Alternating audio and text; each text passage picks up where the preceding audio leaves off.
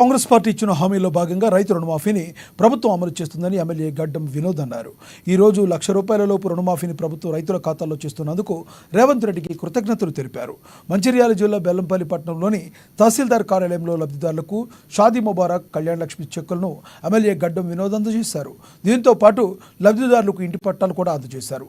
రానున్న రోజుల్లో బెల్లంపల్లి నియోజకవర్గాన్ని సంక్షేమ అభివృద్ధి బాటలో ముందుకు తీసుకెళ్తామని, అందుకు అందరి సహాయ సహకారాలు కావాలని ఎమ్మెల్యే కోరారు.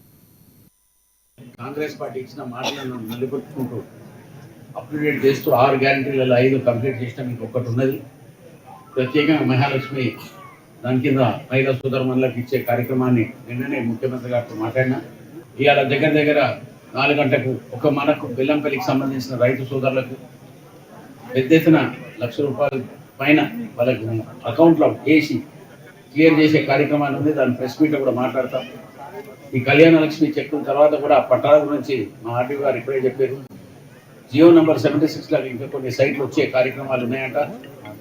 దాన్ని కూడా ఎగ్జామిన్ చేయించి కలెక్టర్ గారితో మాట్లాడి CCLలో మాట్లాడి దాన్ని కూడా అమలు చేసే కార్యక్రమాన్ని పెడతా.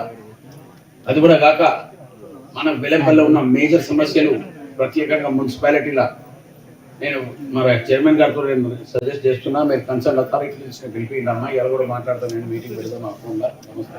ముఖంలో తీసుకుపోయి ఒక కార్యక్రమాన్ని పెట్టిన ఎట్లెట్లా ఒక్కొక్క